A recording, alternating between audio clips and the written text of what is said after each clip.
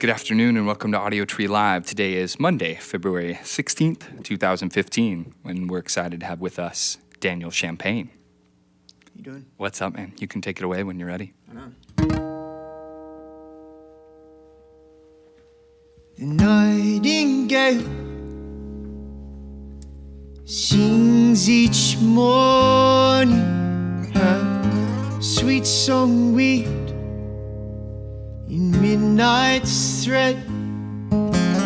Neath her veil, a kingdom calling. If I could leave this grassy bed, but when I told you I was afraid to fall, really I was afraid to fly at all.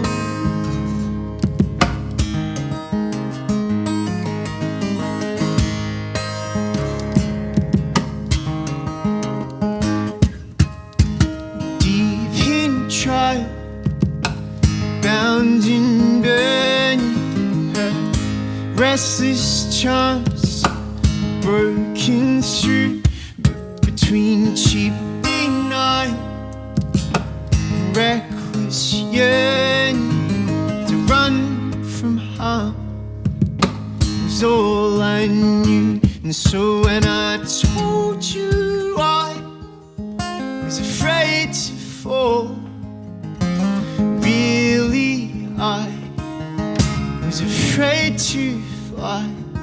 When I told you I was afraid to fall, really I was afraid to fly.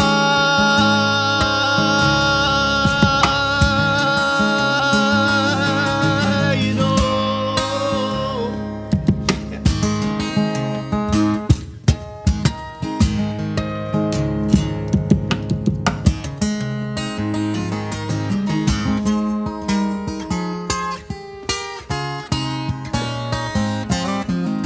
We fly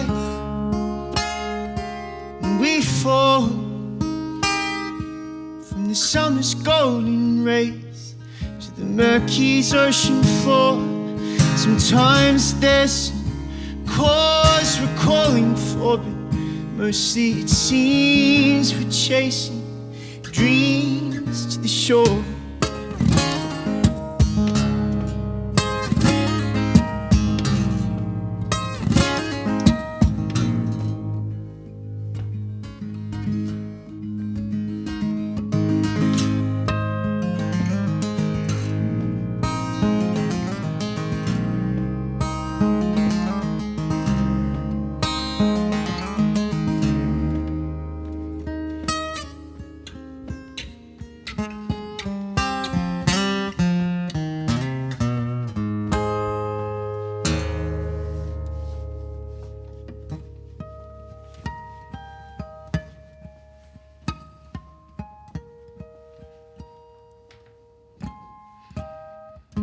Nightingale flies tonight, and I know the spell she's weaving. It's not like I can't stand the fight, I just can't stand the leaving. So when I told you I was afraid to fall, really I was afraid to fly. When I told you I was afraid to fall, really I was afraid to fly.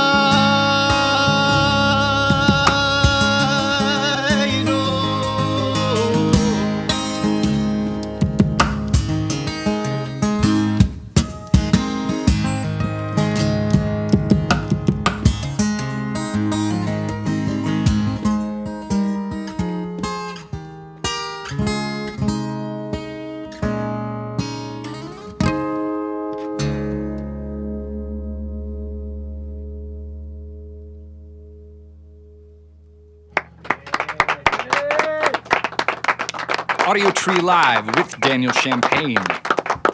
Hey man, what's up? Thank you very much for coming out and playing for us. Thanks so much for having me. It's so great to be here. I appreciate you. Yeah, man. Can we talk a little bit about I don't know, practice routine? Do you have well, first of all, do you have a warm-up routine that you go through before you play a show or in the morning? No, I just kind of walk around nervously playing You're whatever I can on guitar. like you were doing earlier. Yeah, It's yeah. like Yeah, exactly fiddling like that. around. Yeah, if I've got time. I mean, I used to study classical guitar, so it would be get up every day and do a very strict sort of Okay.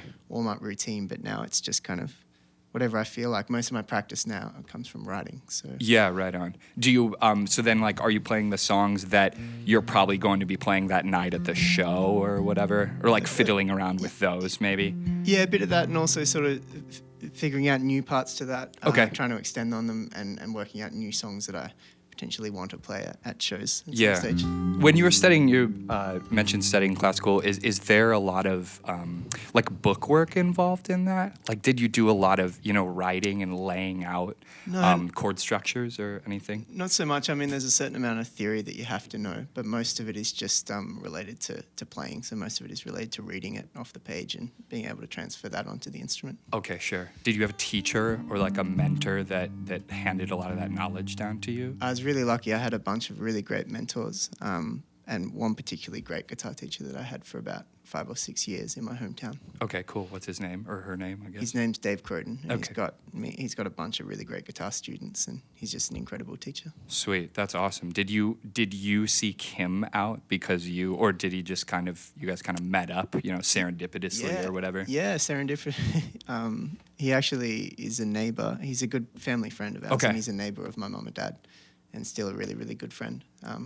But yeah, so I just kind of got sent to him early on, and we really hit it off and worked together for a long, long time, and I still see him quite often. That's sweet. When you get to go back home, I saw that you're doing an Australian tour again at the end of this month or something, next month, something like Yeah, that. and the cool thing about that, the first show is my hometown festival where I grew Cool. up playing, and he's now the artistic director of that. So it's Oh, all that's really worked sweet. in. What ages did you learn under him? I think I was about, I guess, 12 to 19, Okay. something like that, through So- high school. Okay, Yeah. cool. So you had been studying from birth to 12 or as far back as you can remember, I mean, probably? my dad's a guitar player, singer, Okay. songwriter, so my first memory of anything was in the backyard in Melbourne, sort of watching my dad's band rehearse for a show.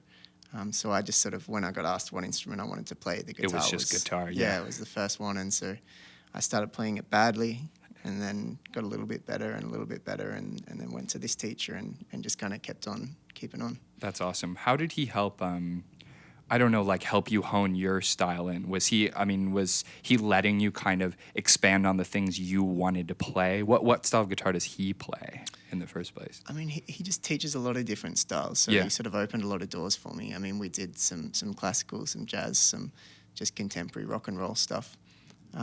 And sort of what I'm doing now is sort of coming from classical and Sure. going to the steel string guitar, which is very different, and trying to sort of, I guess, replicate some of the textures and sounds from that classical world onto this instrument. Yeah, especially versus nylon, right? Because it doesn't. Does it not ring out as loud, or is it something with the fingerings that's different? Yeah, I mean, there's a lot of difference, but yeah, it doesn't ring out. It doesn't sustain as much. Yeah, so, okay. Yeah, so it's not, it's not as rhythmic. Yeah.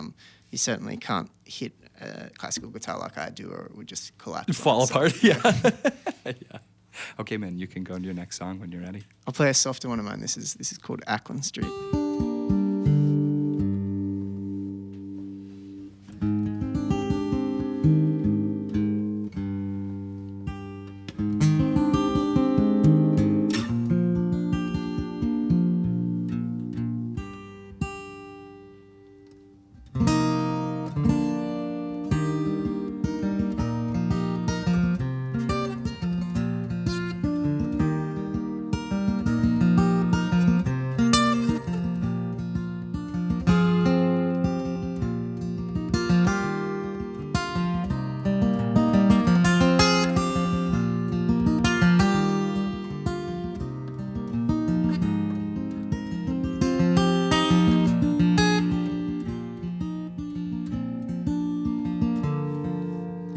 Josephine, you should have been on Atkins Street tonight. You could have seen each falling dream come bounding back to life. But the esplanade felt lonely, trying to walk it on my own.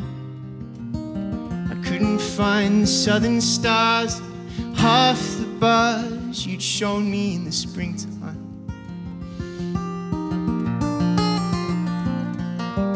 Josephine, I wish I'd seen you out beneath these lights, like a star swept from the movie screen to steal the heart of Saturday night. I stumbled by that old guy that plays careless, slightly wrong.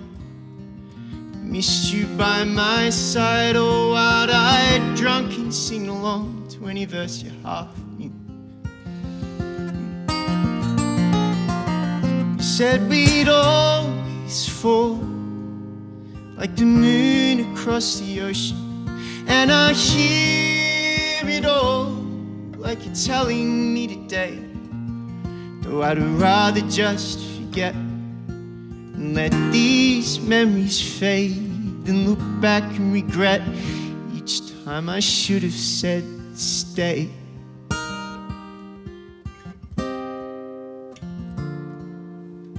Josephine, I've never been the one to say things right, so I didn't want to kill the dream by calling out tonight.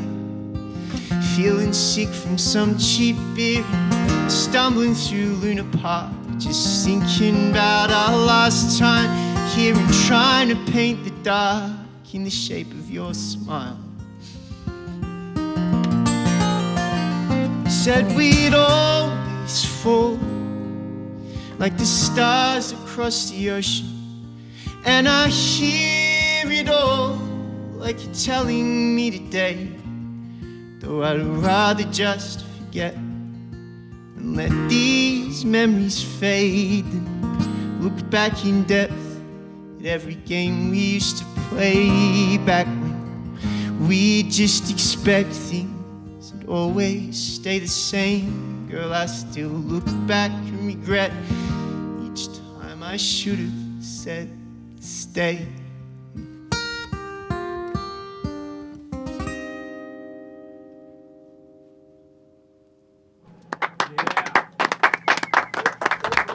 Audiotree Live with Daniel Champagne. On that note of the last thing with the classical guitar, have you ever broken a guitar, like on stage slapping it too hard or running so it? many guitars. Really? Yeah, like 10 different guitars. Whoa. Can you tell a story? Have you ever done one on stage? Have you ever broken one on stage? I've broken them all on stage. Okay. Yeah, just through the percussion. I mean, this guitar's only 2 weeks old and it's already... Yeah, you've already had to tape it up and stuff. Yeah, I mean, it's just a thing that the guitars weren't really made to hit that hard. And every now and then at a big show, I'll get excited and it only takes one hit to crack them. Dang. It's one of those things you can like brace them in 1,000 different ways and make them stronger, but the stronger you make them, the less they resonate and the worse they end up sounding. Okay, that's what I was curious, if you could get a custom one that has a plate or something like that on the top of it, or Yeah, I don't know. I mean, you it's- hit on the bottom too. I guess Yeah. you gotta hit it everywhere, so Yeah. it's screwed no matter what. But It's a constant experiment that we're still working on, and also I've got obviously planes get involved too, and I've had a few guitars break on Oh, sure. airplanes and that sort of thing. yeah. Unfortunately, Do you just have like a backup that you bring with you to? I mean, obviously not something like this, but to a stage show. Do you have multiple backups? no, I'm actually like lucky enough to be able to get one of these in most cities around the world, and also when I break it on stage, I can still play. I mean, this is still broken. I just put some gaffer tape on. Yeah. That just fixes everything. Yeah. and it's good to keep going. Do you have to not hit it anymore, like after it's cracked or whatever? You just have to wait and then maybe only play on the strings for a while? No, I mean, this will be like, I just hit that even though there's a big crack under there. It will eventually spread and I'll have to take it in to get repaired, but it's not a big deal. Sometimes it even like chafes up and creates like a cool rickety snare sound or something. Yeah, that's what I was curious. I'm curious about the textures a little bit. Are there, I mean, you're obviously doing a few hits more consistently than others. Could you just talk Yeah. about a few of them and maybe what they represent? I mean, for me, I kind of look at it a bit like a drum kit. So Okay. that would be like the bass drum. And that's sort of that deep, hitting it with your palm in there. And then you can smack it in there with the back of the nail to get that really sharp rim shot, and then hit it down there too, or smack it with the back or in there Yeah, I mean, most of it's just playing around and seeing sort of what works and what doesn't, and just Sure. trying to keep what works. Do you have any of those things mapped out? I mean, do you tab your songs or anything like that, or write down like the certain hits are going in certain parts? I haven't before, but I just did my first guitar instructional DVD, and I think that's all getting tabbed out. So Okay. I'm going to be really interested to see sort of how they do that. Yeah, you'd have to have sort of a different language almost, you Yeah. know, for what each hit means. Yeah, I mean, for me, it's just a very sort of practical and physical thing that I've got in my head. Sure. Memorize sort of what sounds are where on the guitar. Yeah, a cool thing to like hash that out and be able to Yeah. actually see what it looks like, you know, in a map. That's sweet. Probably look pretty strange. Yeah, probably probably pretty nuts. Yeah, for sure. You can go into your next song then. Yeah, cool. I want to do a blues song. This is called Fade to Black.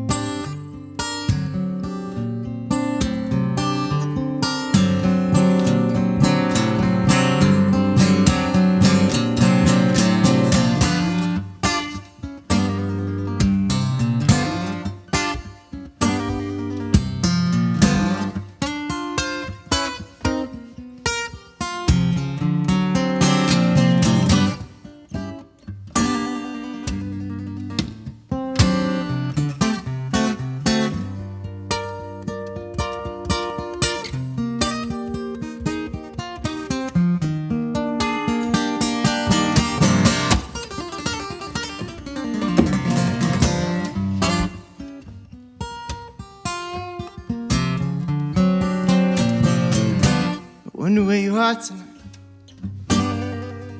You're probably on a rampage somewhere.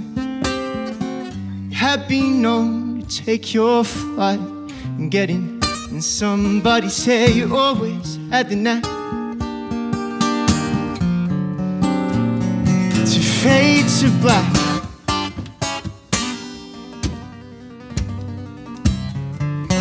I bet you already made a pass.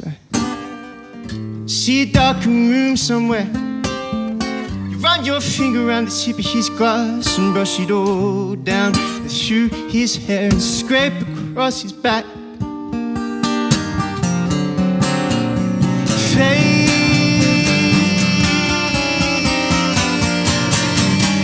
Fade to black.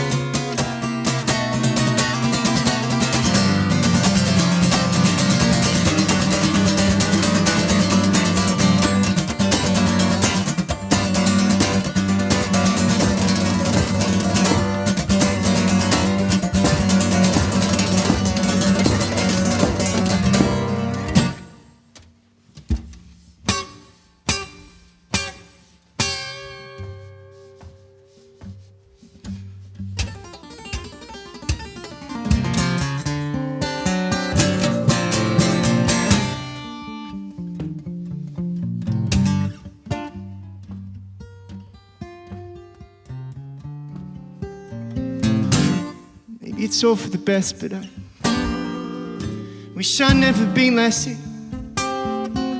Maybe some kind of test, but I wish I'd never been tattooed. I've been hell and back to fade to black.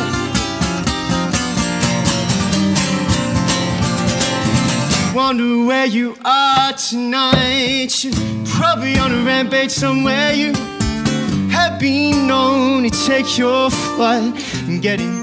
And somebody say you always had the knack to fade to black.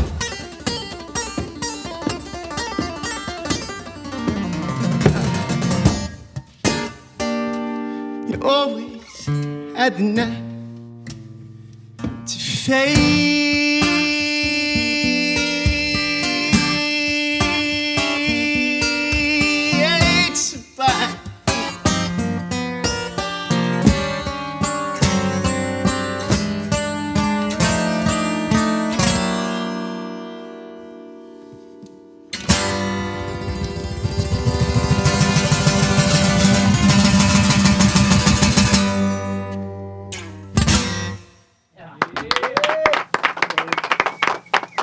Audiotree Live with Daniel Champagne. I'm curious if you've ever been to an Australian football match. Not soccer, but the one with the big oval ball where they do the pointing and the jumping and stuff. I've been to many. I used to play it when I was a kid. Whoa, awesome. Okay, Australian can rules. you explain it to me a tiny bit? I looked at the Wikipedia, but I sort of don't get it. So you played it, What wait, did the from how Wikipedia long? say? Because that's what I've been trying to explain to people Yeah, over here okay. the whole time. Well, I don't remember that much of it. I wouldn't be able to. Okay, so when are you allowed to kick it? You're allowed to kick it whenever you want. Basically, it's like you've got to kick it between posts. Yeah. And it's 6 points if you get it through, 1 point if you miss. And you got to kick it. If someone marks it on the full, they can claim a mark, and the player has to stop, and they can go back and kick it. Okay. And you're not allowed to throw it like rugby, but you're allowed to punch it out of your hand. Yeah. Like, Yeah, to why? punch it out of your own hand, right? Yeah. Okay. So that's like I remember a that. handball, and then you can tackle, and if you can run for like 15 meters, but then you have to bounce it, Okay, and then you can kick it again. and then you can kick it. Yeah. Yeah. Yeah. And there's like 15 people on each team, so it's a big field and a lot of people running around. Yeah. Can you kick it to yourself? Like, can you kick it up to yourself and then catch it and punch it? You can do that. You wouldn't really. Okay. You just kick it to somebody else further down the field. Yeah. Okay. Yeah. Yeah. Okay. So when did you play it first? Like when you were young, really young? Maybe when I was like 12. Okay. I probably played it for 4 years Yeah. in high school. Yeah. Did you like it? I I mean, loved is it an yeah. enjoyable thing? I mean, I still love watching it. Yeah. I grew up in Melbourne, and it's I was born in Melbourne. Okay. And my parents are like from Melbourne, sort of. They met in Melbourne, and it's based around Victoria, which is that state. And yeah, I mean, I always loved it. I still love watching it. Sure. I mean, I'd love to play. I probably wouldn't be physically fit enough Yeah, to of play. course. Yeah, not anymore. But, But do you- it's a cool game. I recommend it to any American. Yeah, dude, I definitely. We've been recently like looking it up, and I love the point. That's my favorite part. But just watching the whole like, it just looks so much athleticism, but it also just looks insane. Like nothing similar to what we have, you know. Yeah, different to all forms of football. Yeah, definitely. Do you have a team that you root for? My team's St Kilda. Okay. Yeah, and it's actually cool. That second song that was Ackland Street is I was like living in St Kilda for a little while, and I was playing a residency every Monday night at a famous hotel there, and so that song is from Ackland Street, which is kind of the party strip of St Kilda, where my team's from. which is Awesome. cool. And they're the worst team in the history of the AFL. I don't know why. But I it's started- just who you picked. Yeah, Yeah, whatever. I think one of my best friends told me they were the greatest team in the world, and so I believed him. And then you just that was hopped it. on. Well, Yeah. I'm glad you're not a fair weather fan. You know, you Yeah, hold yeah. on to them dearly for nostalgia or whatever else. Okay, you can get ready to go into your next one, and I will say 2-volume, The Gypsy Moon, is out now, so support him, get it, listen to it, and he's playing this Wednesday in Nashville at the Bluebird Cafe. You can check it out there, and then a bunch of Australian dates after, sometime in March, so...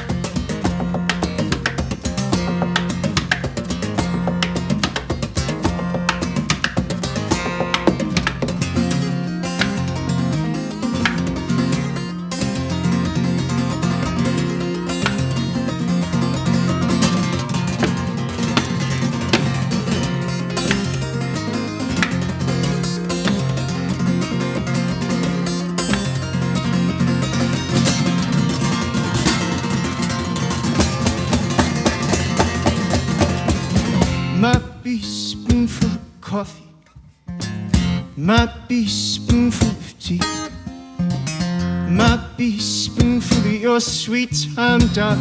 It's good enough for me. Men cry for it, men lie for it. Some folks they got to die for it, but talking about the spoonful.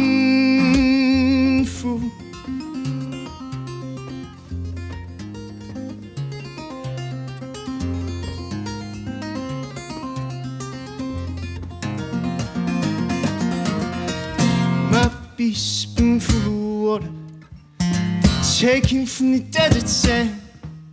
It's a wicked game by the same name. You've been set free, can be burnt to your knees where you stand. Men cry for it,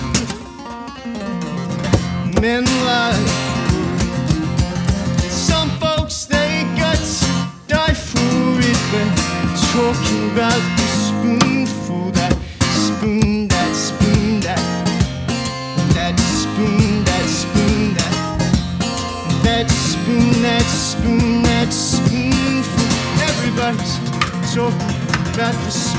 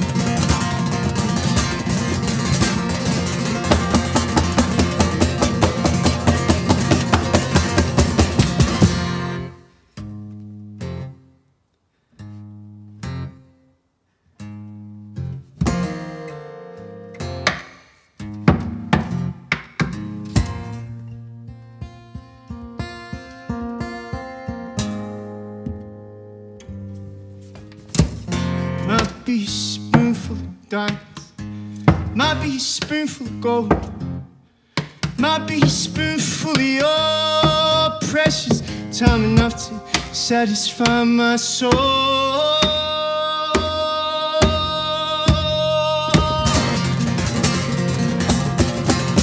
Men cry for it,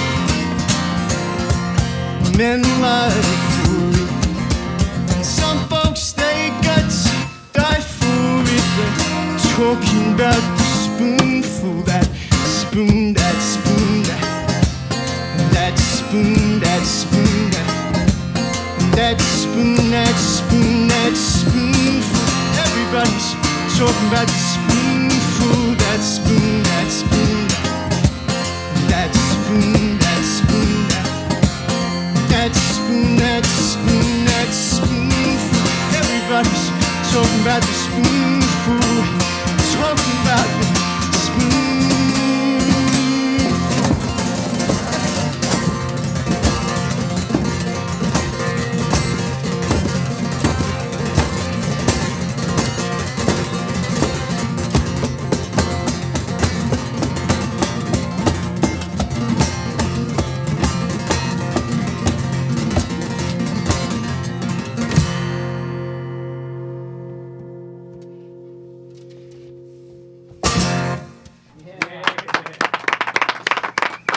Audiotree Live with Daniel Champagne.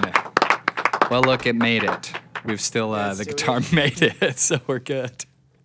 Thank you very much, man, for performing. Thanks very much for having me. I really appreciate it. Awesome. Thanks to Goose Island. Thanks to awesome people in the studio and sound engineers, camera and lighting crew hooking it up, and viewers. Thanks for watching. Support Daniel by downloading the session when it comes out in a few weeks, and send a shout via social media to us or him if you just want to connect. From all of us here at the Audiotree studio, thanks for tuning in. Goodbye.